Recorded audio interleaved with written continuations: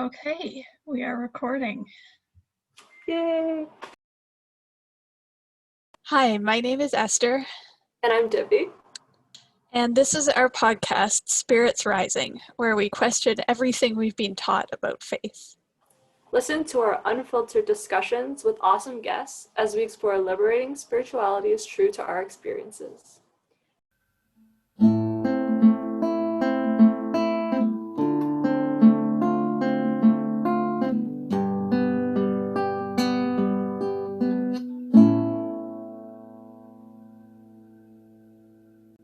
I think what I originally fell in love with when it came to scripture and church was the experience of worship. One was like a huge big thing that felt like it really fueled my soul and I needed more of.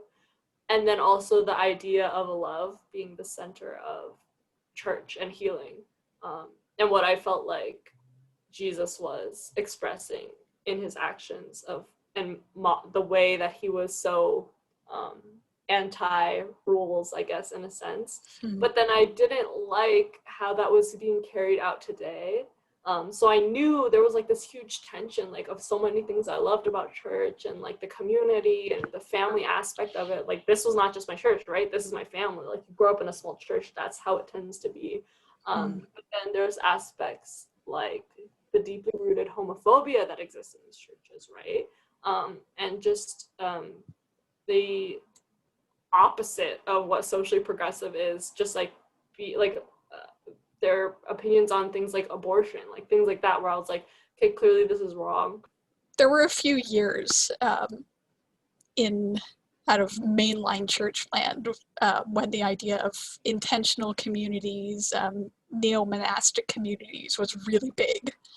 And I went all in for that.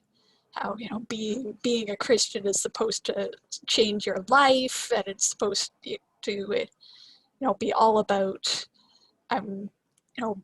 building relationships across social divisions and serving the marginalized and, living in community. And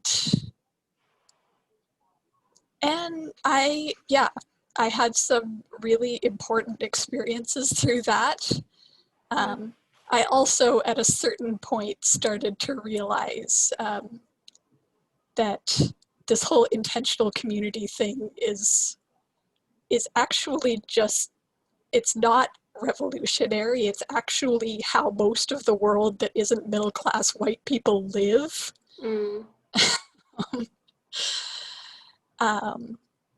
And I found myself starting to kind of pick apart the idea of service and how that is different from solidarity.